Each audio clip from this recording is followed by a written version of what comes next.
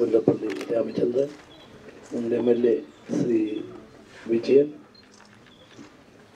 രാഷ്ട്രീയ പാർട്ടി നേതാക്കളെ, സഹോദരി സഹോദരന്മാരെ, സുഹൃത്തുക്കളെ,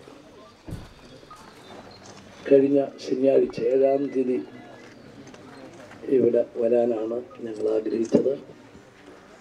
കുറേ കൂടുതൽ സമയമെടുത്ത് എല്ലാവരെയും കാണണം എന്ന് ആഗ്രഹിച്ചു. അങ്ങനെ പരിപാടിയിട്ട് ഞങ്ങൾ വരികയും ചെയ്തു. പക്ഷേ നിങ്ങൾക്കെല്ലാം അറിയാവുന്നതുപോലെ അന്ന് ഹർത്താൽ വന്നതുകൊണ്ട്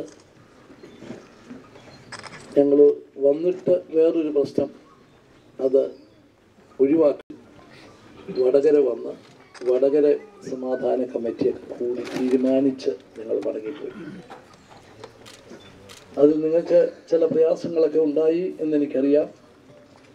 അന്ന് തന്നെ ഏറ്റവും അടുത്തൊരു ദിവസം വരണമെന്ന് ആവശ്യപ്പെടുകയും ഞങ്ങൾ വരാൻ തീരുമാനിക്കുകയും ചെയ്തു. അങ്ങനെയാണ് ഇന്നത്തെ പരിപാടികളിലെല്ലാം മാറ്റങ്ങൾ വരുത്തി ഏറ്റവും മുൻഗണന കൊടുത്ത് ഇന്ന് തന്നെ ഇവിടെ വന്നു.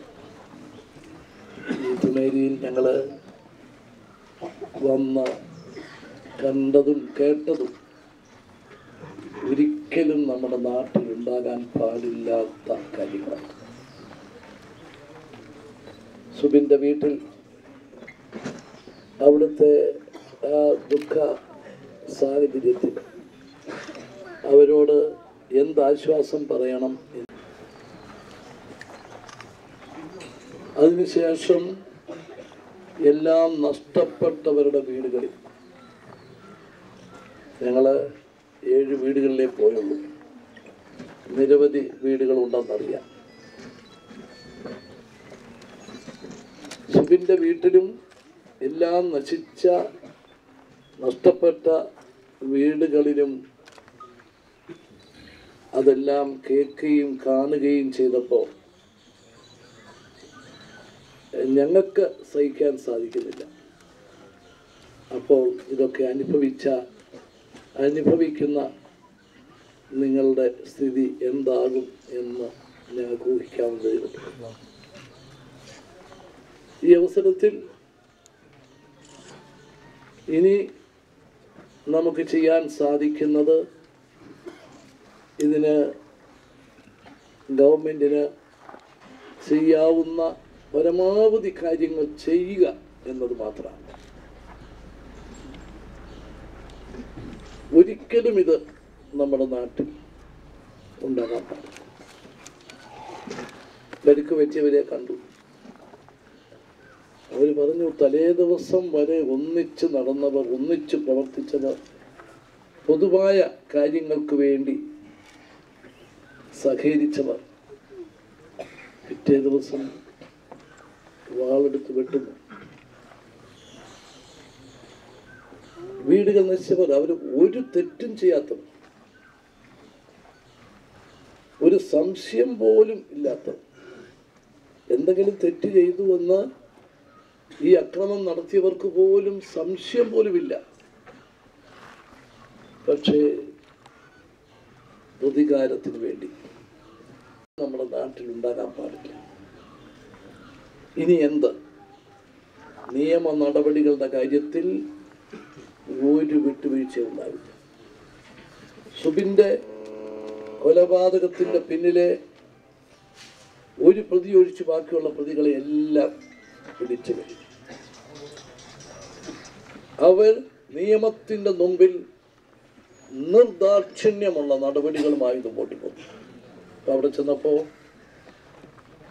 സുബിൻ്റെ പിതാവും മാതാവും അടക്കമുള്ളവർ ഈ കേസ് നടത്തിപ്പിന് ഒരു സ്പെഷ്യൽ പ്രോസിക്യൂട്ടറെ വേണമെന്ന് പറഞ്ഞു. ഗവൺമെൻറ് കൊടുക്കും. കാരണം അതുപോലുള്ളൊരു ക്രൂരമായ സംഭവമായി. അതിലെ പ്രതികൾ നിയമത്തിൻ്റെ പിടിയിൽ നിന്ന് രക്ഷപ്പെട്ടു പോകുന്ന സാഹചര്യം ഒഴിവാക്കുന്നതിന് ഗവൺമെൻറ്റിന് സാധ്യമായിട്ടുള്ള എല്ലാ നടപടികളും ചെയ്യും. നാശനഷ്ടങ്ങൾ ഉണ്ടായ വീടുകൾ ഇത് തന്നെയാണ് സ്ഥിതി. ഞങ്ങളോട് ചോദിച്ചു, ഞങ്ങൾ എന്ത് തെറ്റ് ചെയ്തു? മറ്റുള്ളവരെ സഹായിച്ചു കൊണ്ടിരിക്കുന്ന അവസരത്തിൽ സഹായിക്കാൻ സന്മനസ് കാട്ടിയവർ, ഒരാളോട് പോലും ഒരു വിരോധമോ ഒരു അകൽച്ചയോ ഇല്ലാത്തവർക്കുണ്ടായ നഷ്ടം. ആ സംഭവങ്ങളിലും നിർദാക്ഷിണ്യ നിയമ നടപടികളുമായി മുമ്പോട്ട് പോകും. അതിലെ 28 പേരെ ഇതിനോടകം അറസ്റ്റ് ചെയ്തിട്ടുണ്ട്. അവരെ റിമാൻഡ് ചെയ്തിരിക്കുക. 28 പേർ, അതിൽ കൂടുതലുണ്ട്. പല വീടുകളിലും പറഞ്ഞത് മുഖം മൂടി ധരിച്ചിരുന്നു എന്നാണ്. നമുക്ക് ഈ മുഖം മൂടിയൊക്കെ ഒന്ന് മാറ്റണം. അതിൻ്റെ പിന്നിലും പ്രവർത്തിച്ചിട്ടുള്ള നിയമം ലംഘിച്ച് നമ്മുടെ നാടിൻ്റെ സമാധാനം തകർക്കാൻ ശ്രമിച്ചിട്ടുള്ളവർ, നിയമം കയ്യിലെടുത്തവർ, അവർക്കെതിരെയും ശക്തമായിട്ടുള്ള നടപടികളുണ്ട്. നഷ്ടപരിഹാരം, ഒരു ജീവൻ രൂപ കൊണ്ട് അതിന് നഷ്ടം നികത്താനാവില്ല. ആ നഷ്ടം നമുക്കൊരാൾക്കും നികത്താനാവില്ല. ആ ദുഃഖം നമുക്ക് മാറ്റിക്കൊടുക്കാനാവില്ല. ആ അമ്മയുടെ, ആ അച്ഛൻ്റെ, ആ സഹോദരങ്ങളുടെ ദുഃഖം അവരുടെ ജീവിതകാലം മുഴുവൻ നിർത്തുന്ന ദുഃഖം. എങ്കിലും ആ ദുഃഖത്തിൽ പങ്കുചേരാൻ വടകരയിൽ വെച്ച് കൂടിയ സമാധാന കമ്മിറ്റിയിൽ എന്തു വേണം എന്ന് ചോദിച്ച അവസരത്തിൽ അവിടെ ഉയർന്നു വന്ന നിർദ്ദേശം 25 ലക്ഷം രൂപയെങ്കിലും കൊടുക്കണം. അവിടെ വെച്ച് തന്നെ ആ മീറ്റിങ്ങിലുണ്ടായിരുന്ന മന്ത്രിമാർ ഞങ്ങളെല്ലാം കൂടി ആലോചിച്ച് അവിടെ വെച്ച് തന്നെ പറഞ്ഞു 25 ലക്ഷം രൂപ. ഇന്ന് ഞങ്ങൾ ആ വീട്ടിൽ ചെന്നപ്പോൾ 25 ലക്ഷം രൂപയുടെ ചെക്ക് ആ പിതാവിൻ്റെ കൊടുത്തു. അതൊരിക്കലും നഷ്ടപരിഹാരമാവില്ല. പക്ഷേ ആ ദുഃഖത്തിൽ നമ്മൾ പങ്കുചേരുന്നു എന്ന് മാത്രം. വീടുകളിലുണ്ടായ നാശനഷ്ടങ്ങൾ, അത് ഈ പറഞ്ഞതുപോലെ വിദേശത്ത് പോയി സമ്പാദിച്ചവരുണ്ട്. അവരുടെ ജീവിതത്തിലെ മുഴുവൻ സമ്പാദ്യമാണ്. സ്വന്തം അധ്വാനം കൊണ്ട് പടുത്തുയർത്തിയത് എല്ലാം ഒരു നിമിഷം കൊണ്ട് തകർന്ന സംഭവങ്ങളാണ് തുമേരി കാണാൻ സാധിച്ചത്. അവർക്ക് പരമാവധി സഹായങ്ങൾ നൽകാൻ ശ്രമിക്കും. അതിനു വേണ്ടിയിട്ടുള്ള നടപടികൾ, അതും സമയബന്ധിതമായിരിക്കും.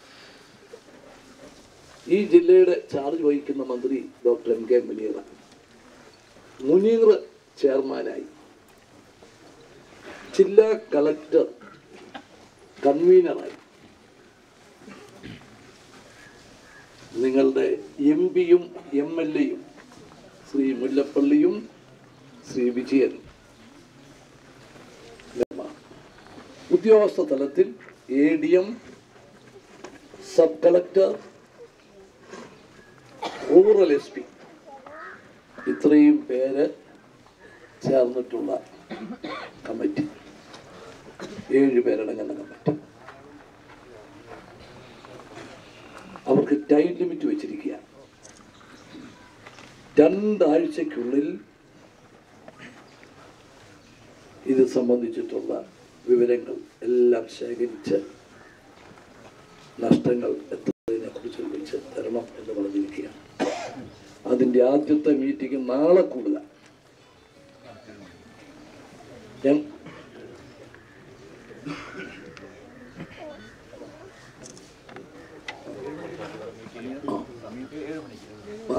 അപ്പോൾ ആ കമ്മിറ്റിയിൽ നമ്മുടെ തൊട്ടടുത്ത നിയോജകമണ്ഡലത്തിലെ MLA ലതിക കൂടി ആ കമ്മിറ്റിയിലെ അംഗമായിരിക്കും. അത് നാളെ തന്നെ കൂടും. നമ്മൾ ആശ്വാസവാക്കുകൾ പറഞ്ഞിട്ട് പോയിട്ട് കാര്യമില്ല, നമുക്ക് പ്രവൃത്തിയിൽ വേണം. നിങ്ങൾക്കെല്ലാം അറിയാം, ഇതപ്പാടെ ഈ നഷ്ടങ്ങൾ നികത്താൻ ആര് വിചാരിച്ചാലും സാധിക്കാത്ത വിധത്തിലുള്ള അത്ര വലിയ ഇതാണ്. പക്ഷേ ചെയ്യാവുന്ന പരമാവധി സഹായം നൽകുന്നതിന് സഹൃദയരായിട്ടുള്ളവരുടെ സഹായം ഗവൺമെൻറ് തേടിയിട്ടുണ്ട്. ചിലരൊക്കെ ഇതിനോടകം തന്നെ ഓഫർ ചെയ്തിട്ടുണ്ട്.